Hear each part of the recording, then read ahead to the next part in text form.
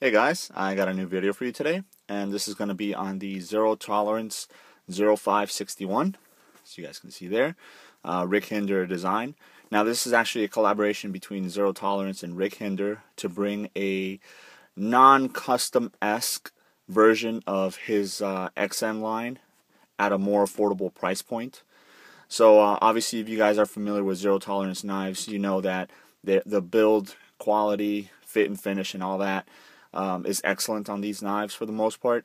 And you know, if you guys know about Rick Hinderer, his designs are really nice. So I think this collaboration is actually one that it's you know, mutually beneficial to all parties involved. Now, I was actually at my local gun shop about 2 weeks ago, and I noticed that they started carrying Zero Tolerance knives.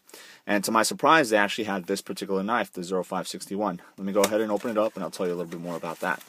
Now, if you guys don't know, the 0561 and the 0560 are in essence the same knife. The main difference is basically the color of the G10 handle, and the 0561 is obviously the brown one, and then the 0560 is the black one.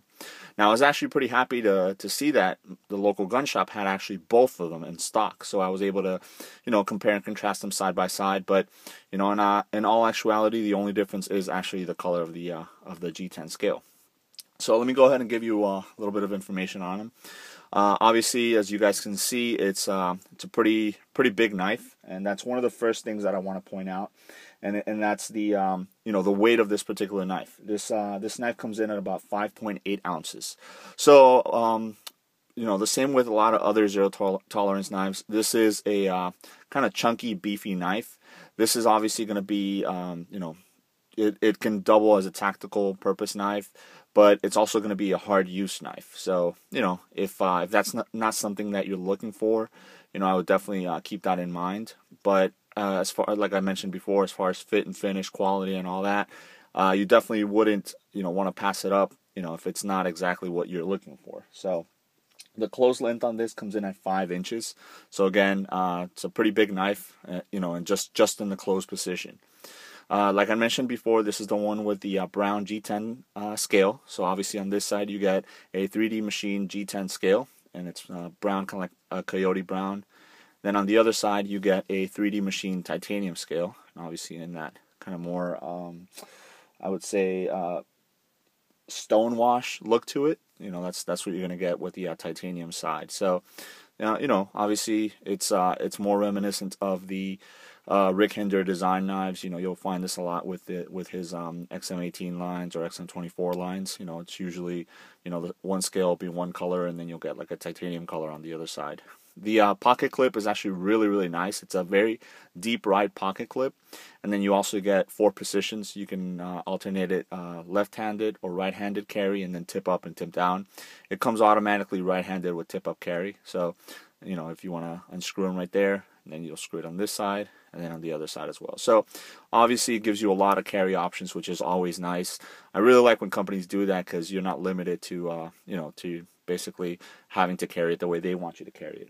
You also get a really generous lanyard oval. I'm not going to call it a hole, because obviously, as you guys can see, it's not a hole, but it'll definitely accept non-gutted 550 paracord if you want to put a lanyard on this. Again, it's already a pretty big knife, so putting a lanyard on it would be either to if you're going to do some heavy task with it, or you know, some rough task to actually attach it to your wrist, or more ornamental in nature. So you get some standoffs in the back, so that obviously means that it's a flow-through design, so it makes it real easy to clean, which is always nice. You know, especially if you're gonna, you know, carry this on a daily basis, you'll get the you know, pocket lint and whatnot in there, so you know, that makes it a lot easier to clean. As you guys can see, it does have a flipper, so the flipper sticks out very much in order to be able to actuate it very easily. And then you also have dual thumb studs on the side. So let me go ahead and flip this open so you guys can see. Now it definitely flips out really nice.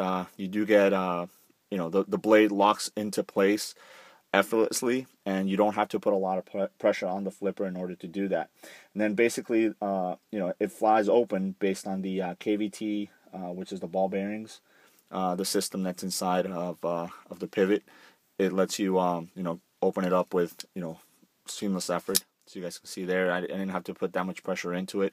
The flipper actually does come down here, and it forms part of the choil there, so you don't accidentally run your finger up on the blade, which is it's really nice and it's secure.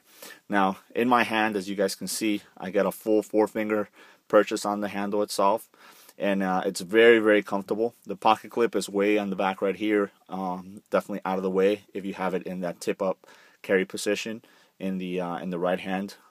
So again, if you're a tip up right hand user, you're not gonna have to worry about the pocket clip digging into your hand or anything like that. It actually falls really nice into that crevice. At least in my hands it does. You do get some jimping up right on the top, which is really nice because your thumb digs right into it, and it's not going anywhere. You don't have to worry about it sliding up on the blade or anything like that. Lockup is very, very nice, as you would expect from any zero tolerance or Rick Hinderer design knife. No blade play left, right, up and down or anything like that. Now obviously this is a frame lock design, so the titanium side acts as the lock bar there, and then you also get the lock bar stabilizer, which doesn't let you overextend the lock bar when you go to disengage it. Centering is obviously right dead on, and you do get some more jimping right down here, and you have some jimping on the lock bar itself as well. So definitely a really, really nice knife overall. One last thing, the actual blade is it's very nice. It comes down to a pretty sharp point. So if you're gonna be piercing stuff to open, it's good for that purpose also. Very, very sharp right out of the box, as I would have expected it. Now the blade steel is Elmax. I'm not too familiar with the particular blade steel, but it's supposed to be high corrosion resistance and pretty sturdy steel. So again, it kind of goes with the whole package of it being a more heavy use knife. Let me just give you a little bit of a shot of the blade there. So you get 0561 Hinderer design, Elmax, and then you get the Zero Tolerance logo on the other side. So as always, by way of comparison, I try and bring out another knife. Now this is my Zero Tolerance 301. Obviously this has the speed safe design. So just if you guys are familiar with this particular knife, then it'll serve as a point of reference. Pretty much very similar in size. The blade length on this, I forgot to mention, is 3.75 inches. So definitely a great blade for a great length blade for any task that you might need it for. So there you go. Obviously, the blade on the 301 is a lot wider this way than this one is. And here's a side-by-side comparison. All right, nice thinner kind of beveled look on the 0561. All right. So again, this is the Zero Tolerance 0561 Rick Hinderer design. 61 is the one with the brown scales. The 60 is the one with the black scales.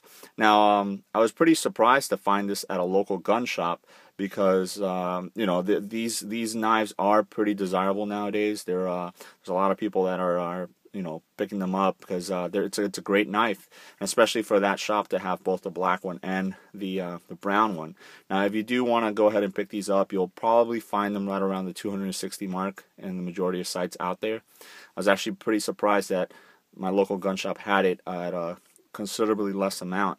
Right around $200 for the knife itself. So that was pretty nice. Obviously, it was a no-brainer for me to pick it up.